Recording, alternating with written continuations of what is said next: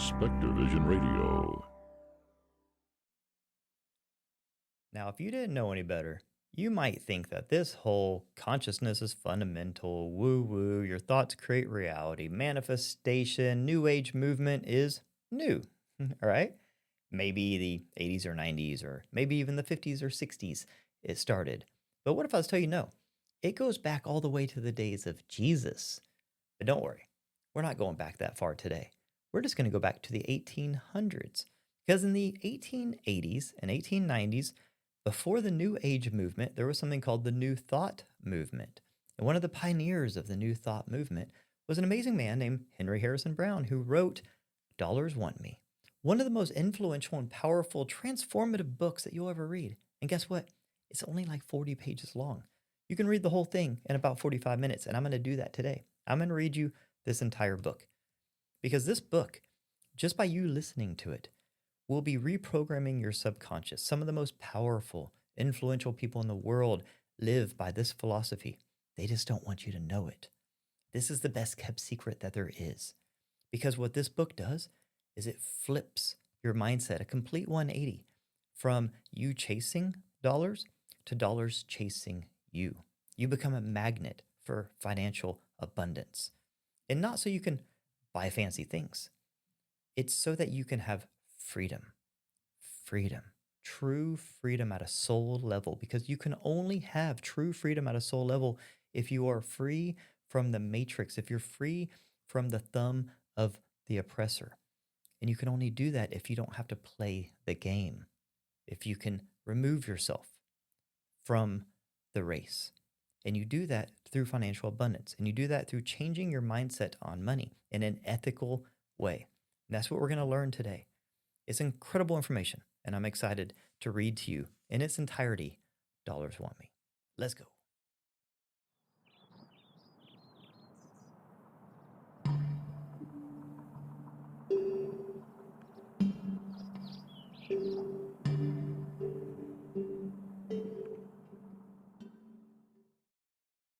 Hello, friends, and welcome to another exciting episode of Conscious Observers. We're going to do another book report, but we're shifting gears today. It's almost New Year's. It's almost 2026, y'all. Can you believe it? It's so crazy how fast time is flying. And I know as we approach Christmas and New Year's, people's mindset shifts to New Year's resolutions, intentions. What are we going to do next year? How are we going to improve? How are we going to level up? I think 2026 is going to be one of the most transformative years at an individual level and at a collective level that we've ever had on this earth. I think this is a big breakout year for humanity. And I want it to be for you too. That's why I created the law of probability, my 21-day manifestation masterclass, which starts on January 1st. We're going to do a cohort, a big group thing. It's going to be amazing. I want you to be a part of it. You can buy the course right now, 50% off. Use promo code PROB21 on my website. But you can also get a very free audio download. I created a song called Dollars Want Me. And here's the cool part about it. When you listen to it, you know how songs get stuck in your head? And you'll just sing little hooks over and over, but it doesn't do you any good. It's just annoying. You're like, oh, I wish I can get this song out of my head. What if that hook was a positive affirmation, right? Because in the course, we talk about subliminal programming and how you can use subliminal programming to reprogram your own subconscious. I created this song to be sticky, to get this hook stuck in your head so that you will sing it over and over. And while you're singing it over and over, you're reprogramming your subconscious. And that song is called Dollars Want Me, and it's based on this book. And it's a really cool song. You'll like it. It's totally free.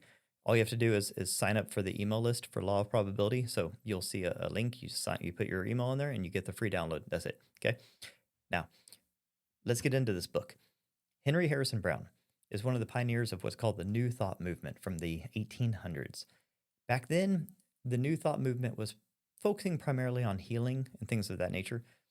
And he came in and he said, okay, this is great. He did all those things. He was a hypnotist. He was actually in the Civil War. That's how far back we're going. He was a minister. He was a professor. He was all sorts of things. But he said, hey, a lot of us are poor. A lot of us are in poverty. And as long as we are like basically stuck in the system, as long as everyone's slaving away and going to work and doing all these things, you can't truly be free and we can't be powerful. And if you really want to be powerful and have sovereign independence, true freedom, you have to be free from everything.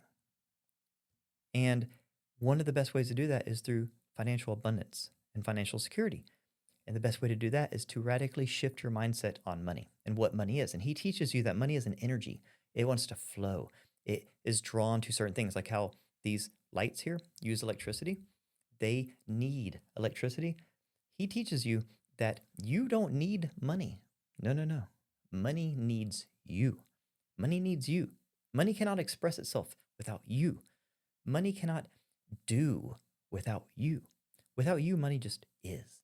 But money is energy. Energy wants to flow, wants to be expressed. It wants to do, not just be. So money needs you. And it doesn't want to be hoarded. It doesn't want to be feared. It wants to be used. And it wants to have fun. It likes to bring joy to you and the people around you. And when you do that, when you create a loop like an electrical circuit, it will keep flowing to you and it will come in abundance. It'll tell its friends and it will come to you. And you become a money magnet by changing the way you think about money, by realizing that you don't need money. Money needs you. Humans were put on this earth to bring meaning and purpose to the things already on this planet. We talked about that in the last video. Go back and watch the last video. We talked about how humans aren't here to render this reality. It's already been rendered by the trillions of organisms that's been here for billions of years. Humans are here to bring purpose and meaning to this world. Money is part of this world. Money's been here for a very long time. Money can't do anything without humans. It has to have humans. We give it purpose.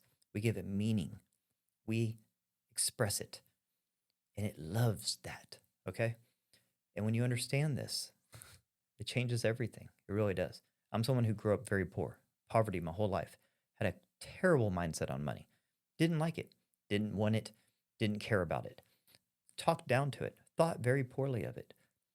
And I had to change that because when I got really sick, I was in a rock bottom state, physically, mentally, emotionally, but also financially. And I realized that I was a strain on my family and on my society. That's not true freedom. That's not power. That's not strength. That's not healthy. So I had to change my mindset on money. Say, hey, you know what? Money's a tool. It's a resource. I can build a house with a hammer or I can hurt someone with a hammer. The hammer doesn't do anything. The human gives that hammer meaning. The human gives money meaning. Now, I just finished the reading and I decided to record this part. And I'm actually going to put this part at the beginning that you're watching right here. And I'm doing this because I'm going to summarize the book for those of you that are in a hurry or simply don't want to listen to me read the entire book, because I'm about to read this entire book, but it's not that long. The whole book is only like 35 pages. It's wild, but it's written in a very old-timey way. This book is over 100 years old, and a lot has changed in our language in 100 years.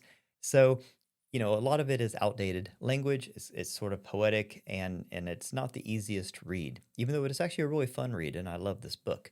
So I decided, okay, I'm going to summarize it here, and I'm going to put this summary at the beginning so you can just watch this. Now, what Dollars Want Me is about is changing your understanding of money, and that money is a energy, and money flows. Money is like electricity. Okay, so like I have lights on right now. I got my computer. I got all these things on. All of these things, these lights, they have to have electricity. They need electricity. Without electricity, they can't turn on. They can't illuminate. They can't express themselves. They can't do what they're made to do. So they need electricity. What this book, Dollars Want Me, talks about, teaches you, is that money is the same thing. Money is energy. Money flows. Money wants to be expressed, and it can't do that without humans. Humans, if you think about it, are the only beings, the only creatures, the only organisms, the only biological conscious life on Earth that uses money. So that means that you shouldn't need money. Money needs you. And this is a very important distinction to make, because most people go through life saying, I need money, I need money, I need more money, I need more money. Right? How many times have you said that in your life? So this book does a great job of really showing that. So in the last video we did, we talked about how this earth has been rendered. We talked about the quantum mechanics of manifestation and about how everything is quantum and probabilistic, but this earth is so solid, so predictable, so stable because for billions of years it's been rendered by trillions of organisms. So humans' role in this earth life system is not to render reality. It is actually to add purpose and meaning to the reality that's already been rendered. And what this book talks about, and there's a great part in it where it talks about things like weeds, weeds, roses, think about flowers. Think about the beauty of a flower. It's grown in a way to where it has a beauty to it. It has a sacred geometry, it has color, it has aroma, it has all these things. And nature did that to be seen, to be appreciated. And I know animals see flowers, right? But do they truly appreciate the design, the aesthetic of a flower? Or is that a human thing? And it seems that so much on this earth is created, designed, presented in a way for human consumption, appreciation, and acknowledgement. And money is one of those things that seems to be here for us to use as a tool. So it doesn't make money good or bad, it just makes it a thing. It's like air. And whenever you understand, like he talks about in this book, when you understand that money is a resource, just like air, like we don't limit our amount of breaths when we go outside. We're not like, oh, I can only take so many breaths because I don't want to take up all the air, or I can only have so many cups of water because I don't want to drink all the water. We don't think that way. We think about our natural resources in abundance, but when it comes to things like money, we think about it in a finite way. I want to have a certain amount of money, so I have to be careful. And he talks about in this book that you shouldn't ever say things like, I don't have enough money for that, because you can always find an example of somebody who says they don't have enough money for something, but then goes and spends money on something else. So you can say, okay, well, you bought that. So obviously you did have enough money for that. They would say, well, yeah, I mean, I had enough money for it, but it wasn't the right thing to buy. And it's like, oh, okay. See, that's an important distinction. It's about how you talk about money, because if you say, I don't have enough money for something, you're giving your power away. Now the money has the power. Now you're saying, I don't have enough money to buy that. I want it, but I can't because I don't have enough money. But if you just said, well, I would rather spend my money over here, I don't want to spend my money on that, then you're still maintaining the authority over this resource. And these subtle shifts like that are important in just flipping the way that you think about money. Because what we don't want is to think of money in this negative way, because what that does is it creates this scarcity mindset, this sort of this way of thinking about it where it's like, okay, I understand at like a inside level, like everyone knows that you need money. Like I don't care if you have a very negative mindset on money. I talk to people all the time that, I have a marketing company, I deal with business leaders, I deal with companies, I deal with financials, but I also deal with, entrepreneurs, and I help people start and grow businesses. Have for 20 years now. And a lot of the people that I deal with that are entrepreneurs have poor money mindset, because a lot of people come to the world of entrepreneurism because they don't like the corporate world, or they don't like the business world. And they come to this world of entrepreneurism because they're like, I want to do things differently. And one of the things that I see a lot is that when entrepreneurs are starting businesses and dealing with money and that kind of stuff, they don't like to talk about finances. They don't like to talk about money. They don't like to deal with money. They don't even like to, just tune it out. Well, what you have to realize is that being an entrepreneur is all about making money. Like that's the entire point. You have a product, you have a service, you have something, and you sell it. People buy it. There's an exchange of currency, an exchange of money, and that makes people uncomfortable. And I get it. There's a lot of people that are in the entrepreneurial space, especially if you're in any sort of a, you know, healing arts or spirituality, or an artist or something like that, where money is very complicated, because your emotions and your feelings on it are very complicated, because people will just, I wish money didn't exist. I hate money. I wish it would go away. But we have to make money, because that same person, say you're an artist and you're like, I hate money. I wish it wasn't a thing. I don't even like talking about it. Well, you need to go buy canvases. You need to buy paint supplies. You need to have a place to paint. You need to be able to advertise your work. Sometimes you want to travel to get inspiration, to go to different shows, things like this. So You have to look at it as money is an incredibly important part of your business, of your life, of our civilization, of our entire experience as human beings on earth. It is an incredibly important part. And when you change your mindset about the purpose, the meaning of money, because remember, we are here to give purpose and to give meaning. Money by itself doesn't have a purpose or a meaning, it just is. We give it purpose. So then you can change it and say, okay, maybe I have a bad money mindset because growing up I was taught this, or I've seen people misuse money, or whatever the case may be. Or maybe I don't have it and there's all these things that I want to do that I can't do because I don't have the money. But it's hard for me to go get the money because I have this poor money mindset. And it's just this constant feedback loop. You're caught in this cycle of not wanting money, not liking money, but also at the same time needing it. Needing it. You need it. You need it. So the best thing you can do in that case, because it's not going anywhere, because money is a resource, it's an energy. So whether you're talking about the yen or pesos or a dollar, or you're talking about crypto, or you're talking about gold, or you're talking about trading, a barter system, I give you this, you give me that, you can just call that money. It's currency. And currency is a flow. It's a flow of energy, like a current. And it has to always flow. What I found the best thing to do is to create a flow. Like you open a portal, you say, okay, I have this portal that allows money to come in, right? That could be a course, a book. It could be, you know, uh, I make something and I sell something, whatever the case may be, like you have to have a way for money to come in. You can't just sit there and say, I want money to fall out of the sky. No, you have to create something for money to be able to come in. But then you create a loop. You say, okay, when money comes in, I spend it on this. And you find something that brings you joy, that brings you happiness, that's positive. And then all of a sudden you've created this flow. Now money comes into you because you sell this thing or you do this thing. You created this portal, this opening for money to come in. And then you take that money and you do something good with it.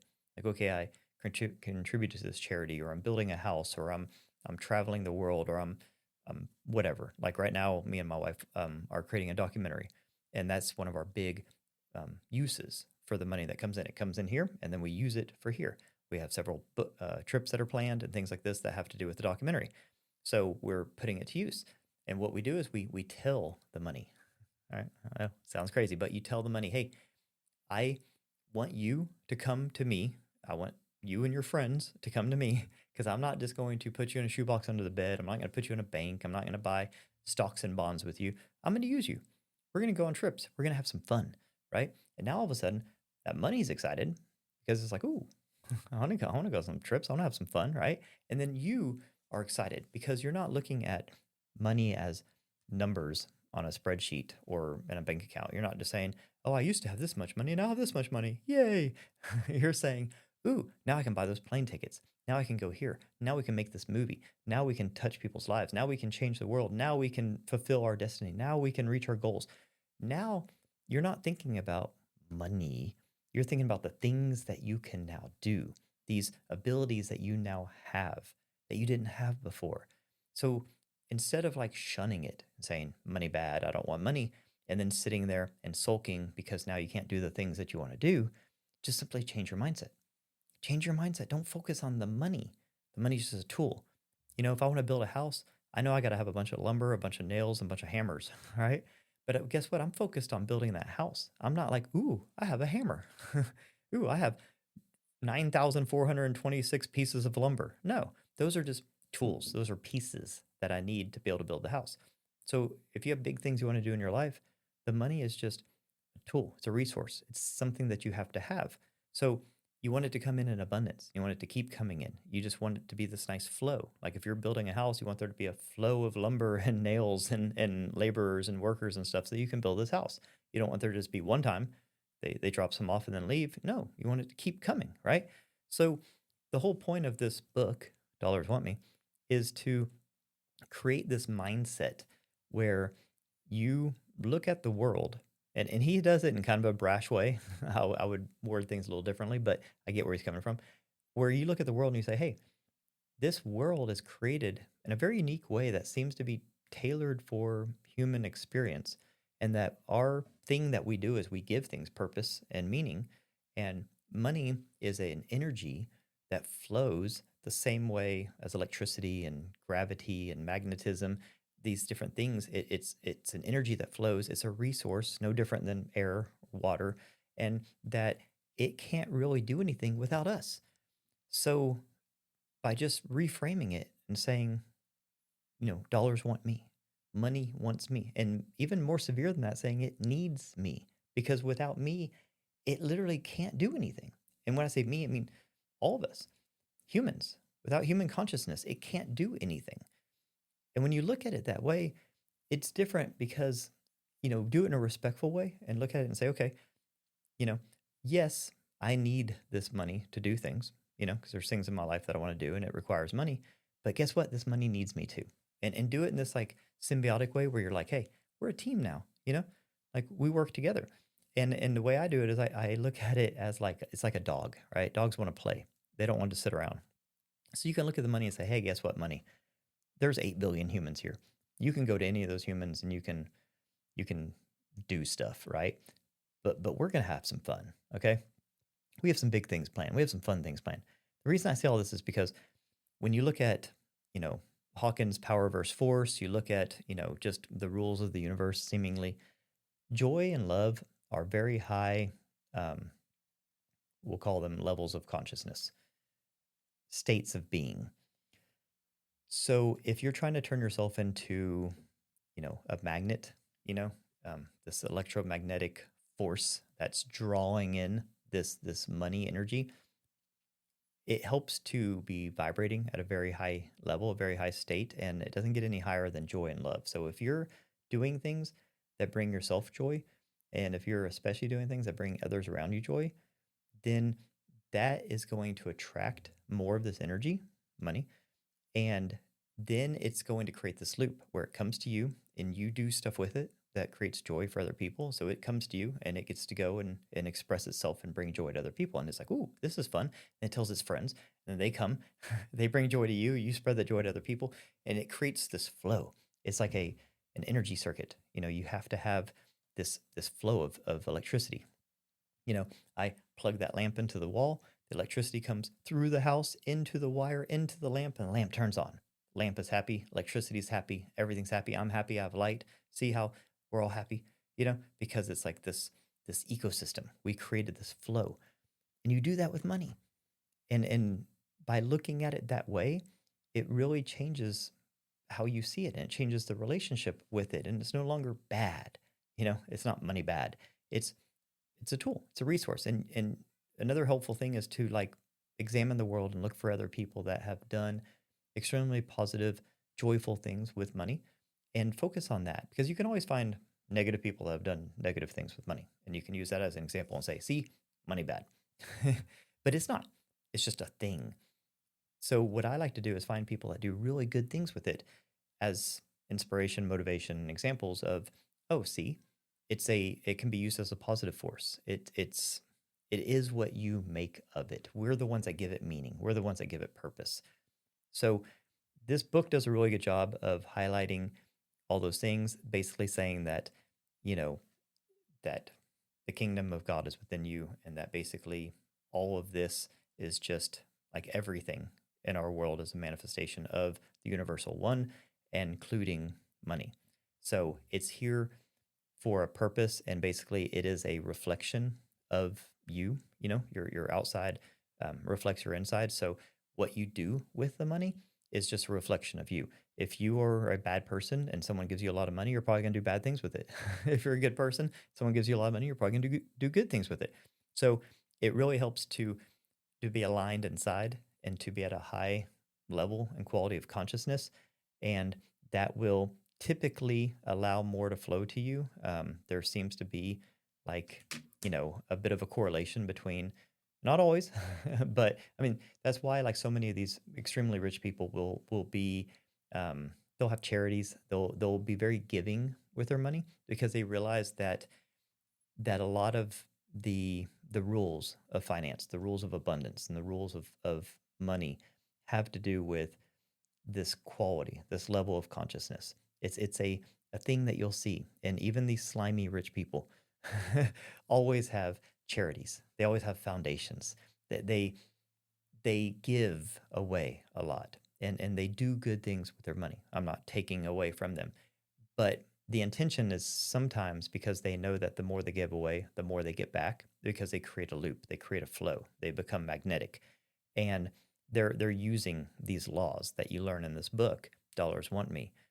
They're using a lot of these laws, a lot of these teachings and philosophies. Um, and that's fine. Whatever. At least they're doing good things with their money. Um, but they're doing it because it works. Because it works. So imagine if you have pure intentions, if you have a high quality of consciousness, and you are using these philosophies and these laws of finance and abundance, you're doing all that, amazing things can happen. And I think that going into this new era where it seems like we're going into this spiritual awakening, enlightenment type era. I mean, I'm seeing it. I'm seeing so many people across so many walks of life all around the world really, really waking up. And I know it's a cliche thing to say, but I mean, I see it in a way I've never seen before. And I'm not alone in saying this, that I really think that the more people in this group of like this rapid consciousness awakening that are also financially independent, the better. Because think about it. If you're spending 50 hours a week at some dead end job, you're spending 50 hours a week not fulfilling your purpose, not contributing to the world, not doing big, bold, audacious things that could really move the needle where we need it to be. So I just think that financial independence is should be the biggest driving factor in trying to turn yourself into a money magnet, not to go buy fancy cars and watches and stuff. That doesn't do anybody any good, really. Um, it's to remove yourself from the system, remove yourself from the matrix, remove yourself from the control so that you can express yourself at your highest level of consciousness. And I think that is incredibly important more now than ever. So I think that, you know, um, kind of changing our mindset on money. And if you have a healthy mindset on money, awesome. Yay. So many of us don't. And I was one of those people, and it's still a struggle. It's a struggle every day for me. Um, Many parts of me kind of wish money didn't exist, but then I see this world and I see that if people didn't have to go to work, most of them wouldn't. If money wasn't a driving factor, most people wouldn't work as hard as they do. They wouldn't invent things. They wouldn't, we wouldn't have people, picking up trash. We wouldn't have people, like, working in factories and doing construction and doing all the things that we need to have this world be as efficient and safe and glorious as it is. A lot of that is because people have to wake up in the morning and go to work. And the only reason they do that for the most part is because they get paid. So money is incredibly important. It's important for so many reasons. So we can't just say we don't want money bad, right? You have to realize, you have to respect it and honor it and understand why it's here and why it's so important. But you also have to change your mindset into a mindset that understands it's an energy, that it, flows, and that you can become the magnet that draws it in. And when you do that, you stop chasing it and you start attracting it, and everything changes. Um, I want that for me. I want that for you. I want that for everybody that's listening to this. So, with that being said, now I'm going to go into the reading. One of the most influential books ever written that the most influential people read and that they hope you never do because they want all of this knowledge for themselves. But I'm bringing it to you. So I'm going to read you this entire book. It's not that long, don't worry. Let's go. He who dares assert the I may calmly wait, while hurrying fate meets his demands with sure supply. All right. There is neither health nor prosperity without harmony. There is no peace, no health, where there is want, be it want of material supply, wisdom supply, or love supply. Love, truth, and dollars, these are necessary to human well-being. Mind, body, and estate must be cared for. In order that there may be health, happiness, and prosperity, there must be harmony. This harmony is found in merely giving self, the soul, its way.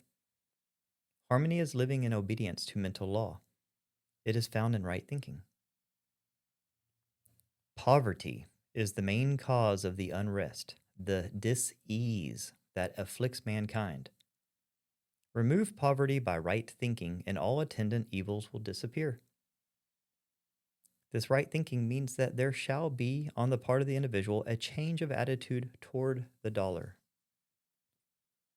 The prevalent attitude is want for the dollar, belief that dollars are power. This must be outgrown, and the attitude must be that all power is in man. Dollars are machines with power delegated to them by man. They are useless without man. Dollars want me is to be the thought of the coming man. A few so think now and have obtained mastery of supply. It is a legitimate demand on the part of each individual that he have enough. To supply human needs is the function of the universe. All is for man. The sun shines for him, the waters run for him, the flowers bloom for him, the grain ripens for him, and the earth teems with beauty for him. All would be useless, would be purposeless, but for him. When he ceases to be, there is no use for the universe or anything in it. Without man, these are virtually non-existent. Man alone gives a meaning, a use, a value, a purpose to the universe. If you remember last week, we were talking about how we give purpose and meaning. If you think about a flower blooming, a flower is beautiful. But if there's no conscious observer there to observe that flower and appreciate its beauty, it becomes purposeless. Because I believe its purpose is to be observed and appreciated. And that's what man does. There is enough in the universal one from which all things materialize, for each one to have enough to meet all desires without robbing any. Infinite supply is all about us, and yet there is want. Whose the fault? Not of the one. It is in ourselves. We have not known how to claim, nor have we claimed our own. The law is simple, and it is laid down by the greatest political economist as well as the greatest mental scientist the world has in its historic records. He was not a theologian, neither did he deal with questions of a future life, as many seem to think. He was a sociologist and a socialist. He dealt with questions of the life that now is. His name was Jesus. He gave the law thus: seek first the kingdom of God and his righteousness, and all things shall be added unto you. Let's analyze this. Kingdom of God. Where? Within you. God is spirit, he said. The kingdom of God is then in the soul. It is the ego or soul of man. Know thyself as soul. Know thyself as spirit. This is the law. Live rightly is the meaning of his righteousness. Live in accord with your sense of right. Obey your own conscience. Then all things shall be yours. Things of whatever kind, of all kinds, are manifestations of the one substance.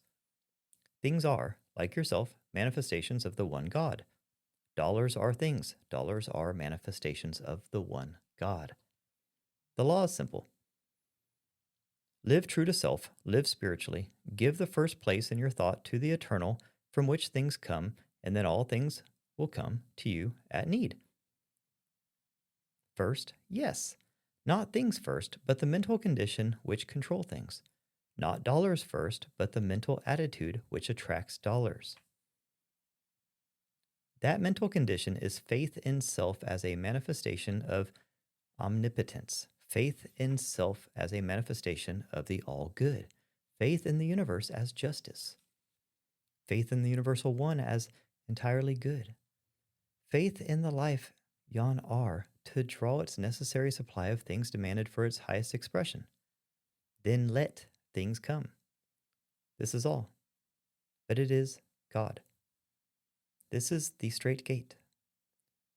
Few there be that enter in, but all may. Few place things second. Dollars, position, influence, show. These in common thought come first. But these are results of power. First, become one with the power. Become the power. And these desired things will come. The ordinary process of business, the customary method of thinking, is to be reversed. Think from inward power. Think from being. Be the master. You will then be the master and things will take their right place. Become one with God by recognizing Him as King in your soul. Listen to Him in the edicts of your soul. Say as you thus become negative to the higher in you, now, God, do your work your way and it will be done satisfactorily to me. No one can fail when he assumes this attitude of love and trust. It would be an impotent God and therefore no God that did not work when these conditions are made. How cured? Poverty is a mental condition. It can be cured only by the affirmation of power to cure. I am part of the one, and in the one possesses all. I possess all. Affirm this and patiently wait for the manifestation. You have sown the thought seed. Now, like the rancher, wait for the sprouting and the harvest. It can never fail you when, like him, you trust. Repeat this affirmation, no matter what the appearances. No matter if hungry, houseless, and alone, affirm, God is my supply is infinite, dollars want me. Trust implicitly in the inviolable law of cause and effect. You are cause, supply is the effect that must follow your affirmation. As you sow, so shall you reap. In the past, you have sown poverty seeds and are now reaping the crop. You do not enjoy this harvest. Sow, amid these results of previous sowing, plenty seeds and plenty will come. Supply is yours when you sow, supply seeds. Sow, no matter how seemingly black the conditions. The seeds have God in them and cannot fail. My supply is infinite, for God is my supply. Supply can never fail me. Make this your affirmation and hold it. The law of supply is as sure as gravity. In this affirmation, all is mine. Dollars want me. You have repolarized your aura. You have changed your vibration, and you will draw, as the magnet draws the needle, all you can use. Never let go of your trust that dollars, or that for which they stand, will come. Thy kingdom, O soul, has come, and thy will is done, for God and soul are one. Opulence. Personal ideals, of necessity, must differ, yet, since money represents objective power, its consideration must enter as a factor into every ideal of success. Money represents supply. It stands in our thought for food, clothing, and shelter, for books, pictures, and companionship, for enjoyment and unfoldment and expression. Material supply is a necessity of life. The dollar is the concrete representative of this necessity. But the dollar also means opportunity for the realization of high ideals. The individual must be free, and until the necessities of life are assured, he is not free. Thus, the dollar stands for individual liberty. Personal liberty finds its basis in pecuniary independence. Financial independence and personal liberty bear very largely the relation of cause and effect. We can almost say that in the popular mind, the dollar confers liberty. In soul culture, a mental attitude of superiority to the dollar results in personal liberty. There is no liberty to him who feels himself limited by the want of the dollar. Debt is one of the most tyrannical of masters. The debtor is ever a shamefaced dog, with his creditor's name on his collar. There can be no liberty to him who feels the slavery of debt. Into your ideal of success, therefore, there must be firmly built this ideal of pecuniary independence. That means financial independence, old-time word. This independence does not lie in freedom from debt. Neither does it lie in large bank accounts nor the possession of property.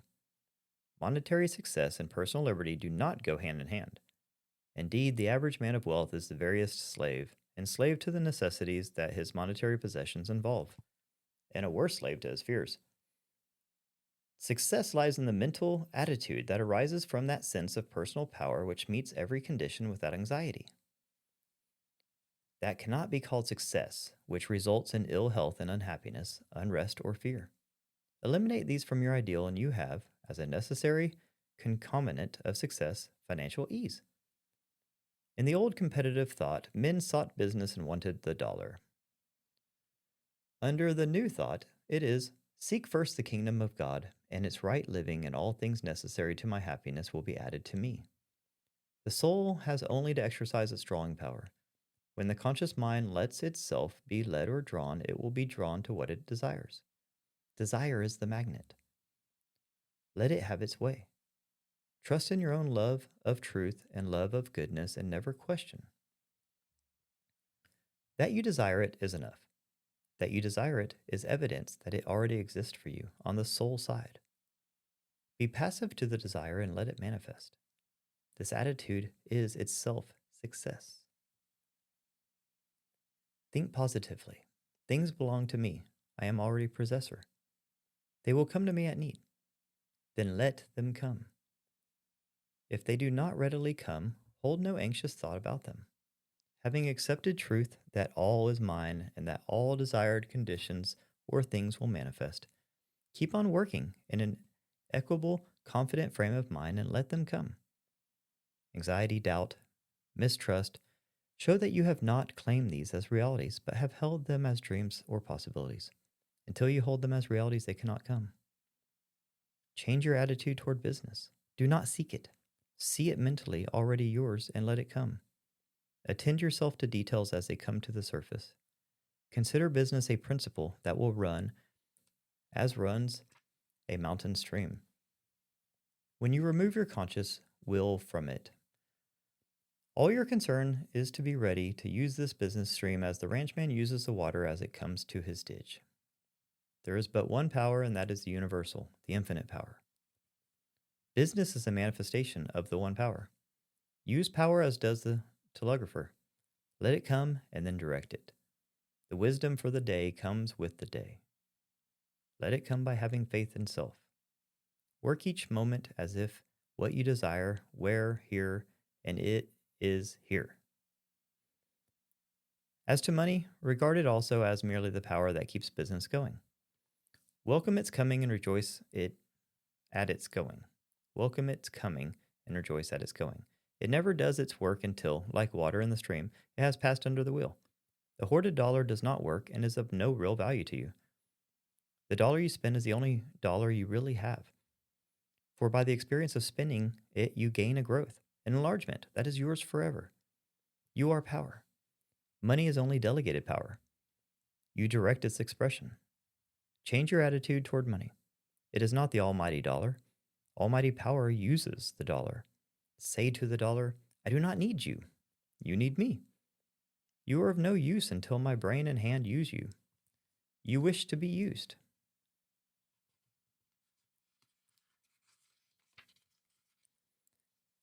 You come to me that you may be used. I do not need a dollar. Dollars need me.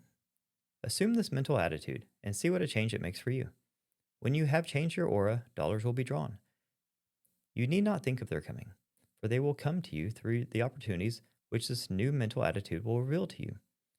Think only of using them. Let me read that part again. Money is only delegated power. You direct its expression. Change your attitude toward money. It is not the almighty dollar. Almighty power uses the dollar. Say to the dollar, I do not need you. You need me. You are of no use until my brain and hand use you. You wish to be used. You come to me that you may be used. I do not need a dollar. Dollars need me. Assume this mental attitude and see what a change it makes for you. When you have changed your aura, dollars will be drawn. You need not think of their coming, for they will come to you through the opportunities which this new mental attitude will reveal to you. Think only of using them. Change your attitude towards the dollars you have. Tell them they are of no use until they are expended. As you see them lying about, say to them, idle dollars, go to work. Go out and circulate. Each one of you go and pay $1 million in wages and debts. When I need you, come back again. You are useless and have no value until you go to work. Then let them go to work, knowing that when you send this thought with them, they or their fellows will come back to you. Before you spend a dollar, the question comes, is it right? Whether you have a single dollar or whether behind the one you think of spending are $1 million, it makes no difference. If it is right to spend the dollar in the proposed way, had you the $1 million, it is right thus to spend this lone one. Therefore, when you feel it is right to spend a dollar for any purpose, spend it as royally as if you were a millionaire. From the inner life, this message was given to me years ago. Let a thought of use stand guard over your purse and then spend freely. Amend this by affirming, a thought of the righteousness of the spending stands guard over my dollars, and I send them forth with blessing. These dollars, like every thought of good you send out will return to bless. You do business with thoughts only. Dollars are but materialized thoughts. Each dollar in any man's hand represents his thought in material form. Send out at all times with your dollars the thoughts you wish to return to you. For what you sow in your dollars, you reap in dollars that either do or do not come back to you. Put the thought of success, happiness, and health into every dollar that passes out, and it will return so laden. Having acquired the proper mental attitude, there is something necessary for you to do to draw the dollar. Your magnet of desire must have two poles. First, you must have something which the world needs and is willing to pay for. In this respect, you must follow the law of supply and demand. You must honestly feel that you will give the dollar's worth for every dollar that you desire. Secondly, you must, in all sincerity, dedicate every dollar that comes to you to noble service. You can then feel that dollars want you. That through them, you can give what you have of value to the world. Feel that dollars wish you to use them for accomplishment of your purpose to use them justly. With this ideal, you can conscientiously invite dollars and they will come. They need your heart, brain, and hand, that they may benefit the world. What are dollars? Dollars are manifestations of the one infinite substance as you are, but unlike you, they are not self-conscious. They have no power till you give them power. Make them feel this through your thought vibrations as you feel the importance of your work. They will then come to you to be used. They will not come, nor can you in this thought draw them, to be hoarded. Use, helpfulness, and happiness must be in your thought of success. This held firmly, preservingly, as your affirmation will turn the current of dollars your way. What to think? Your thought should be, I possess that which the world wants. Dollars want me to use them in scattering that which I have to bless. Use these affirmations persistently. Dollars love me. Dollars want me. I am ready to use dollars, and they only come to me to be used. Make no limit as to the amount. Claim abundance. Claim all you can use for good, all that is needed to enable you to be useful and happy. Abundant supply. Be your demand. The time factor. In all your self-culture, you are to remember that time is a necessary factor in unfoldment. It is not a measure of duration. This mistake of measuring time by the fingers on a dial will never do in this culture. Time is to be measured by growth. Some may grow more while the hands count 24 hours than others in 10 times that. Take no thought of time. You have all there is. You are spirit, or mind if you prefer that word, and have all of eternity. Seeds require time to germinate, grow, leaf, bud, bloom, blossom, and fruit. Each thought, each change in your ideal is a seed. It will follow nature's line of evolution. You will require time as you change your attitude. A period will be required to change your vibrations so that the dollar will feel you and learn it wants you. This period will vary according to your power of concentration and your fidelity to your ideal as couched in the affirmation, dollars want me. The thought field is first to be cleared of the weeds of the old thought sowing, and the seeds of the new must germinate and bear fruit in the garden of supply. Pay no attention to the old conditions. Keep at your affirmation, knowing that it is the gate to the reservoir, and every irrigation ditch will fill as soon as water can come down from the reservoir to it. I want. The echo, I want dollars, must become still before the real sound of dollars want me can vibrate in your aura. Know, as the merchant knows that he has that which the people want, that you have that which dollars want. In your thought, in your hand, in your life, advertise your purpose to the dollar. Tell it that it wants all these, that without you it has no power, that without you it can do nothing. Tell it that all that it wants, you have, that it will come to you that it may accomplish its mission. Then, like a patient merchant, wait for your customers. Dollars will soon flock, as do customers to a bargain counter. The want column has attracted them. Use here only the same common sense, perseverance, and patience the successful businessman uses, and dollars will find their want supplied in you, and you will find supply.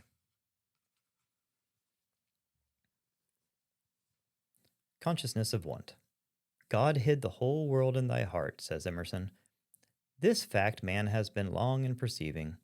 From caveman to 20th century millionaire, the propelling force has been a consciousness of lack. I want food, said primitive man.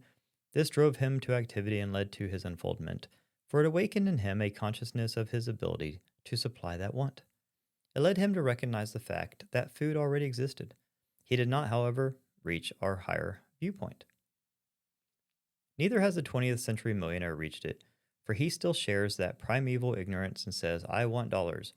This little book is a call to him to leave that primeval attitude and come up onto this higher plane where he will hear the world's work calling to him, I want you. In the development of man, necessity has been a big incentive. Necessity has driven the wheels of progress.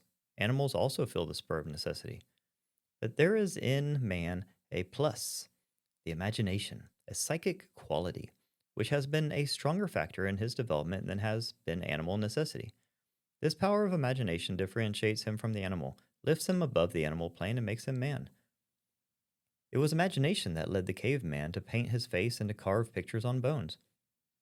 The ideal, the haunting dream of the better, floating before him has lured him on to thought and action. From the animal matrix, the power of the ideal drew forth the human. Necessity drives, the ideal draws. As the ideal develops, so does its power to draw develop. When man in his unfoldment shall have left the animal entirely behind, he will know no necessity, but will in all ways live from the ideal. Then there will be neither necessity nor want. Brutes want, man has. The human soul possesses potentially all possible power. Like heat and coal, this power in man waits for expression. Power in coal or steam waits for opportunity for expression, but man makes his opportunity. Power needs man. As fast as man learns that the power in coal, electricity, or radium waits for him to use it, he puts them to use and learns that from all eternity they have waited for the thought necessary to direct them and work for him. All things await man's thought. All progress is but a change of mental attitude toward condition that exist. A weed is a plant man does not know the use of. So the condition, whatever it be, that is today untoward, when man knows how to use it, will be found favorable. There are millions of weeds waiting for man to learn their use. Weeds want man. They will tell their secret to the listening ear. Weeds as well as roses live for our happiness. Desire for something new led man to find coloring matter in what were useless weeds, to find food in others and in others clothing and building material. Plants, minerals, and unknown forces are still waiting for man to use them. Man is ever to think, new forces want me. Love for the ideal leads to desire. Desire leads to action. Action converts untoward conditions into the actual ideal. In the old thought, man was controlled by want. He was ignorant of his place and power in nature. In this thought of want, he labored. Even in his religious life, he wrought in the want of heaven. But the fact is, heaven holds out reward for man, because it wants him. Want is lack of manhood. Want is born from the non-intelligence of the brute which man has not yet outgrown.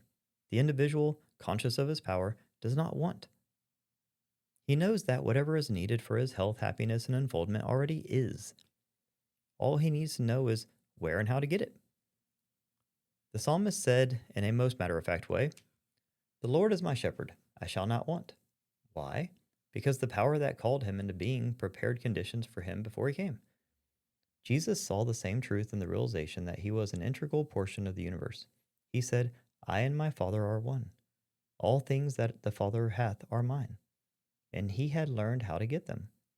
He could not lack. He knew his power. Even the wind and the sea obeyed him. Things for man, and not man for things. Whoever realizes this truth cannot want. All nature wants him, is constantly bidding for him, and even lying in wait for him. Opportunities are ever present for man to use. Power and things which represent power are at all times present for his unfolding into consciousness of himself as being, as a child of infinite wisdom. The constant enlargement of this consciousness causes a constant change of mental attitude so that man learns to use opportunities and conditions instead of being used by them. When once an individual has reached this consciousness of himself, he realizes the value of Emerson's admonition. Let a man know his worth and keep things under his feet. Let him not peep or steal, or skulk up and down like a charity boy, a bastard or an interloper in the world which exists for him. He will know that all that is for the unfolding into consciousness of the embryo God which he is. He will follow and love his ideal, and there will constantly open fields of activity that want him. There will constantly be more power asking him to harness it. In radium, he is finding now only the promise of future knowledge. A vaster use. Power is an atmosphere that cannot be limited or lessened. In consciousness of himself as power to use power, man will not seek to possess things, but will learn to use things. Thus will the law be fulfilled: seek first the kingdom, then will things be added. This truth perceived, man will not waste life in hoarding and clinging to things. Each day he will use and love everything that is his to use, and thus will develop his power to draw other things that want him to use them. He will gradually unfold the ability to see and improve the incessant opportunities that force themselves upon him. He will come to know that nature wants his thought and love to help her express her latent forces, which are merely waiting for the hand of a man to loose for his use. Nothing has value save that which adds to man's health, happiness, or usefulness. Nature writes upon all her works service to man. The power of the inventions of Watt, Stephenson, Edison, and Langley to revolutionize civilization is small compared with the transforming power flowing through the mental attitude expressed in the thought, "Things want me, dollars want me, nature wants me, God wants me." Every new perception of truth causes changes in every line of thought and endeavor. Not an avenue of human expression, but was changed by Copernicus and by Darwin, Wallace, and Spencer.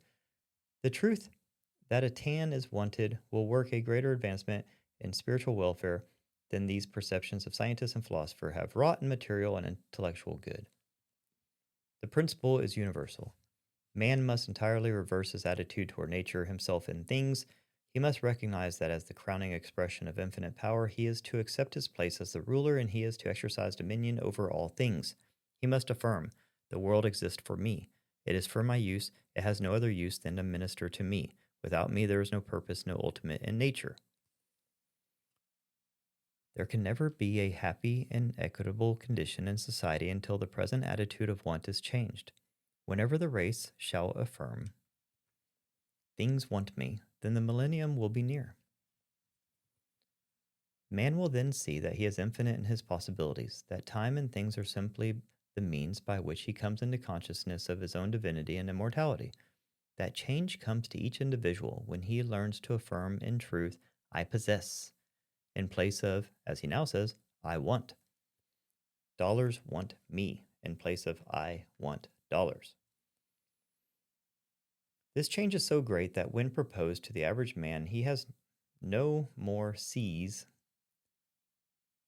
This change is so great that when proposed to the average man, he no more sees the principle and its import than he would the boy by Franklin's side had understood him.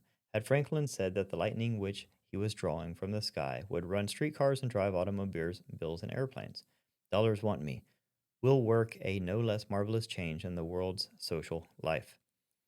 I am aware that the principles of this little book are an easy mark for the humorous or satirical pen of the superficial critic.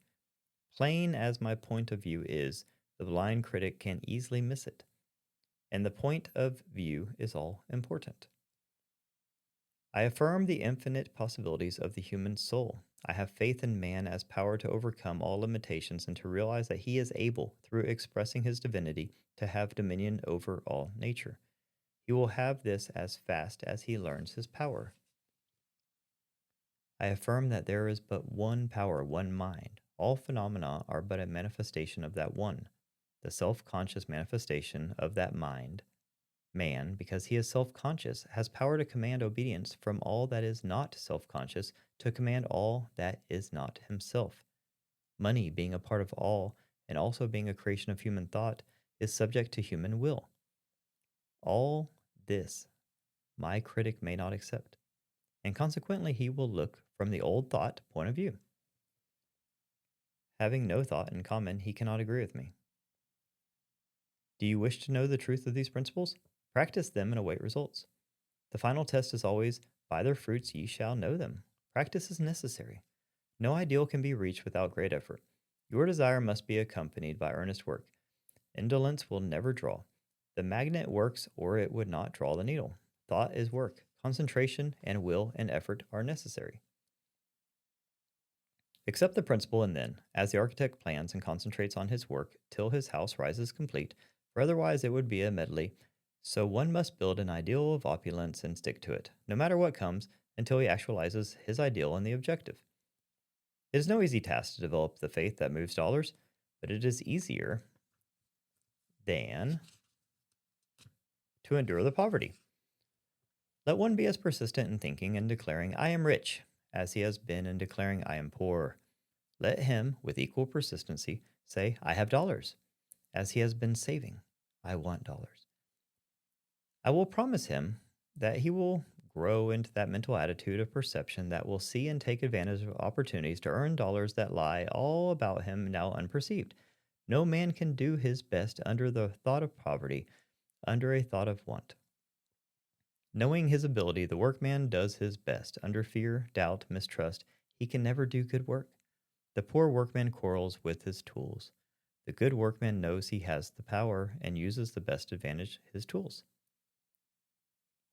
It is always the mental attitude that determines success. Let that attitude be, business wants me. An instance of success.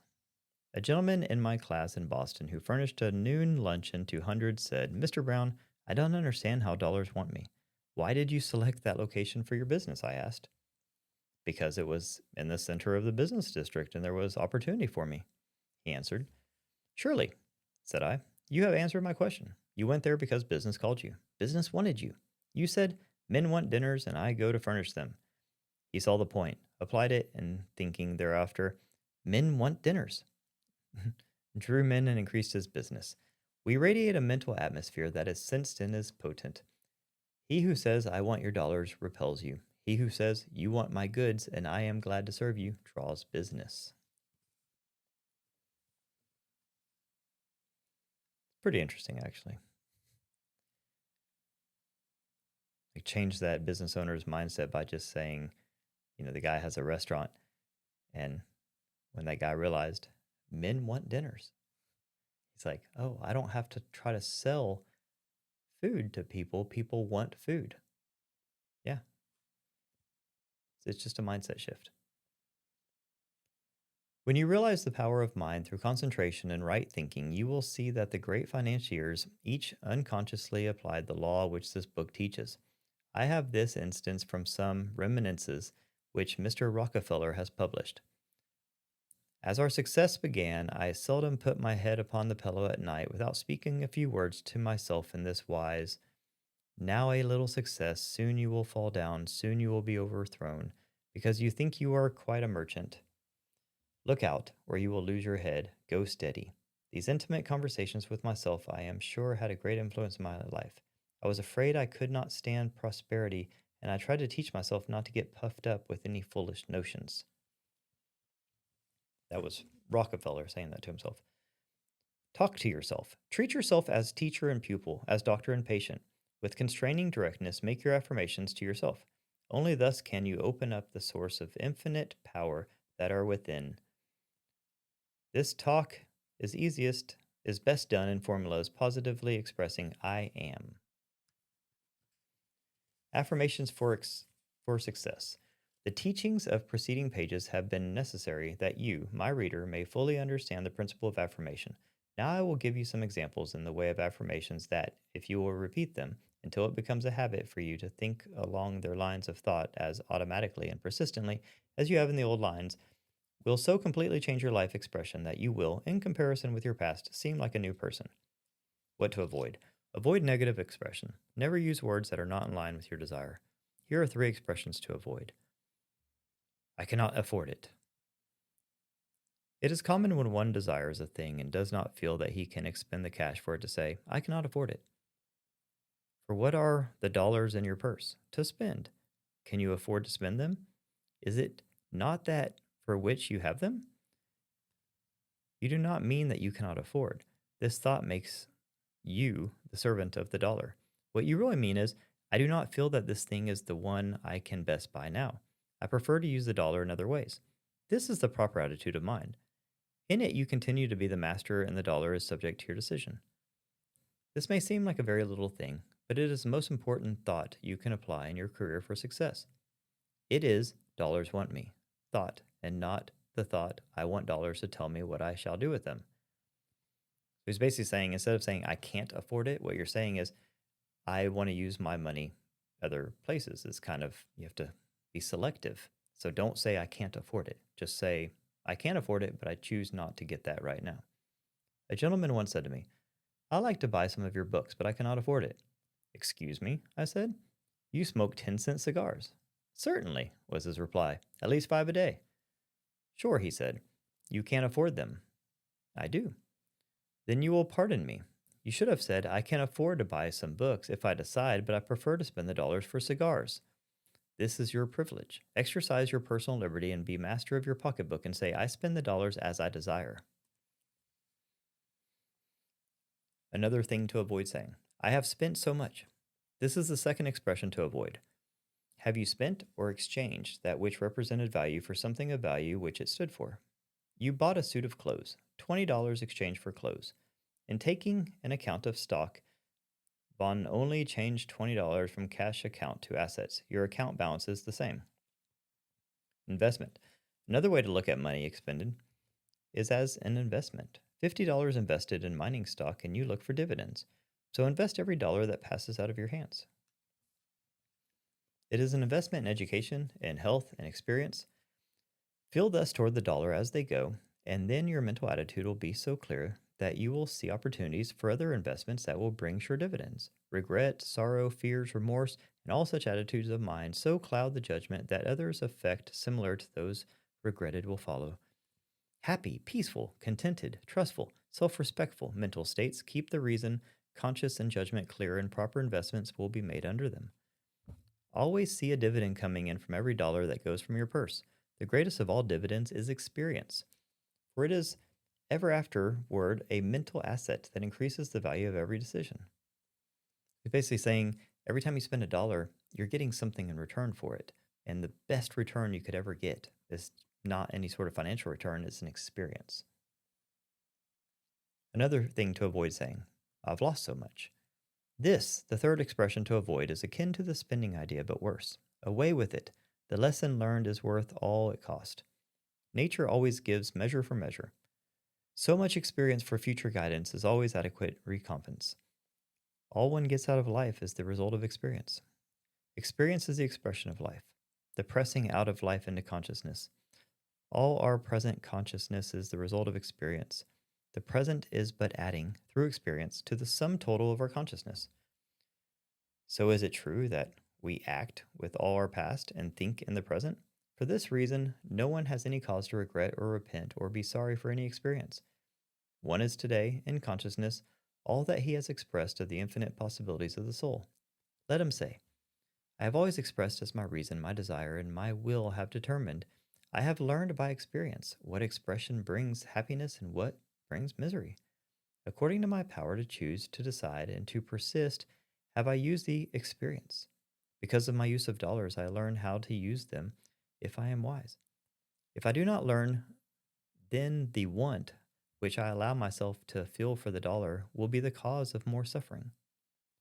Once one has mastered that want by realizing the principles set down in this book, he will feel no sorrow over lost dollars, for he will know that the dollar spent or the dollar others call lost is his as experience forever. Financial freedom is the real desire which actuates men in their labors for the dollar. That freedom will never come as long as one puts in the dollar any power to add to or detract from his happiness. Until he realizes that it is his attitude toward the use of the dollar that will bring satisfaction, there will always be the cry of want.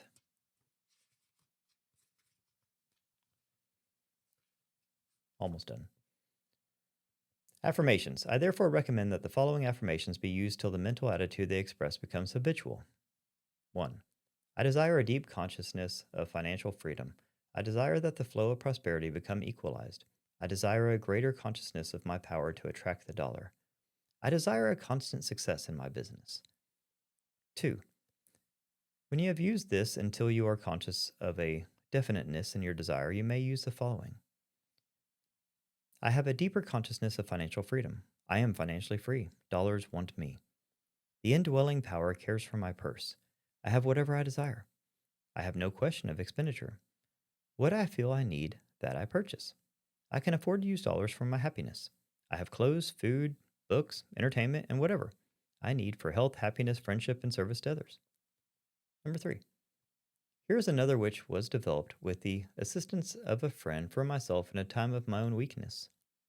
I must always say to myself, I am financially free.